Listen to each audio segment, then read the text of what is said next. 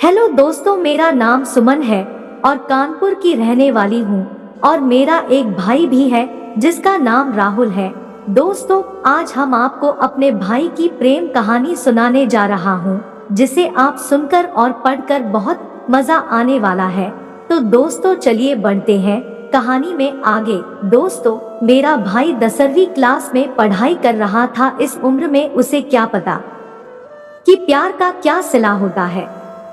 वह एक लड़की को मन ही मन चाहने लगा था और इस बात का एहसास धीरे धीरे उसे होने लगा। एक दिन भाई अपने स्कूल जा रहा था, तभी उसकी नजर एक लड़की की नजरों से टकराती है और जिसे देखने के बाद वह देखता ही रह गया और वह लड़की उसे कोई भाव ही नहीं दे रही थी। फिर भी भाई उसके पीछे पीछे घर तक जाता था, लेकिन लड़की का दिल पिघल ही नहीं रहा था और भाई उसको देखने के लिए उसके स्कूल के सामने डेली खड़ा रहता था और यह भाई का डेली का काम हो गया था।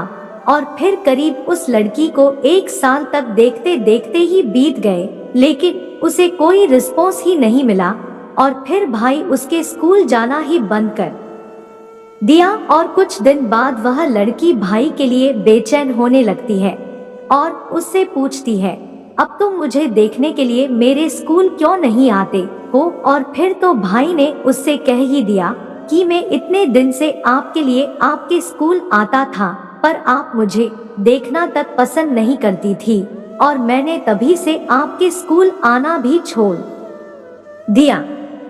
फिर उस लड़की ने उससे कहा कि मैं तुम्हारी परीक्षा ले रही थी, तुम मुझे कितने दिन तक फॉलो करते हो, वैसे मैं भी आपसे बेइंतहा प्यार करती हूँ।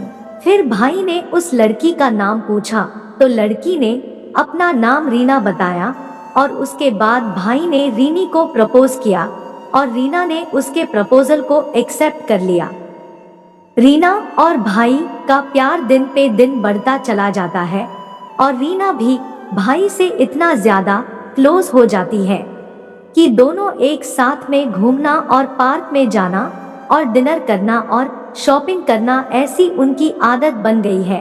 और फिर भाई और रीना का प्यार इतना गहरा होता चला गया, एक दूसरे से बिना मिले रह नहीं पाते थे।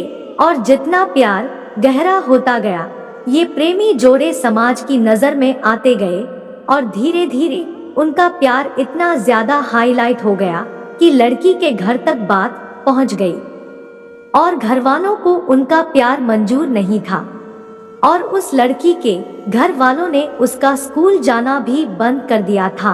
और एक तरफ रीना भी मेरे भाई के प्यार के लिए तड़प रही थी और उधर भाई भी रीना के प्यार के लिए तड़प रहा था। और फिर वो एक दूसरे के प्यार में इतने मजबूर हो गए थे कि सिर्फ वे दोनों एक दूसरे को एक नजर देखने के लिए तरस गए थे।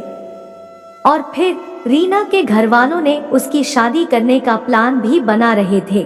और फिर जब यह बात रीना को पता चलती है तो रीना को भाई से जुदाई बर्दाश्त नहीं हुई और इसलिए रीना शादी से पहले ही जहर खा लेती है, जिसके कारण वो ईश्वर को प्राप्त हो जाती है। और यह बात भाई तक पहुंचती है तो भाई उसका इस दुनिया में न रहने का सदमा सहन नहीं कर पाता है और जिसके कारण वह भी ईश्वर को प्राप्त होता जाता है।